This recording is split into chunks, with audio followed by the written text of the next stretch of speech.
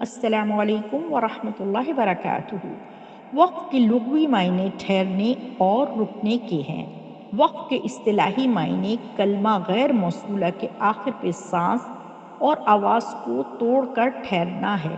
وصل ملانے کو کہتے ہیں، غیر موصولہ جو کسی سے ملا ہوا نہ ہو، یعنی غیر موصولہ کلمہ ایسا کلمہ جو کسی سے ملا ہوا نہ ہو، خود میں مکمل ہو۔ وقت کی 3 اقسام ہیں، جس میں سے کیفیت وقت اور محل وقت ہم پڑھ چکے ہیں۔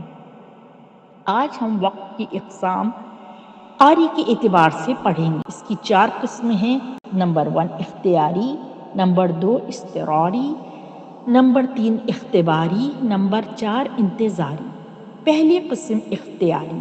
اختیاری طور پہ استراحت کی غرض سے علامات وقف پہ ٹھہرنا۔ کچھ علامات وقف یہاں دکھائی گئی ہیں، ان کی تفصیل ہم علامات وقف کے سبق میں جانیں گے انشاءاللہ۔ ریسٹ کرنے کی غرض سے دوران تلاوت علامات وقف میں سے کسی علامات وقف پر رکنا اختیاری کہلاتا ہے، جنہیں قاری اپنی مرضی سے اختیار کرتا ہے۔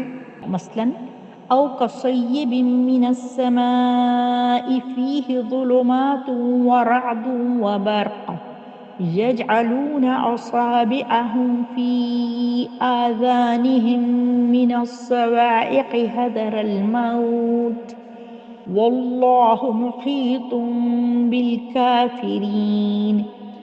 اس مثال میں علامات وقف پہ وقف کیا گیا۔ دوسری قسم اضطراری ہے۔ مجبوری کی حالت میں وقف کرنا اضطراری کہلاتا ہے، مثلاً کھانسی وغیرہ کا آ جانا۔ مثال الذين يؤمنون بالغيب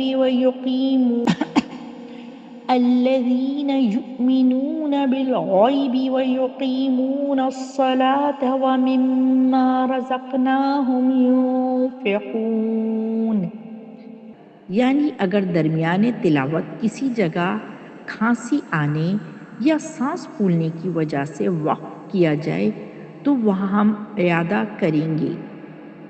تیسری قسم اختباری۔ امتحانات کی غرض سے ممتحن کسی جگہ پہ روک دے تو یہ وقف اختباری کہلاتا ہے، یعنی امتحان میں استاذ طلبہ کو دوران تلاوت ٹیسٹ کے حوالے سے سوال پوچھنے کے لیے تلاوت کرنے سے روک دے تو اسے وقف کرنے کو اختباری کہتے ہیں۔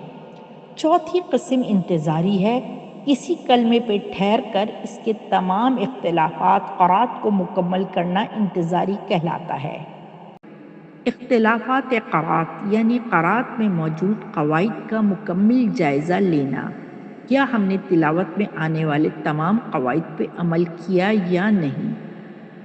نیز قاری جو ایک ہی سورت کی مختلف روایات میں تلاوت کرتے ہیں، مثلاً روایات حفص، روایات ورش وغیرہ،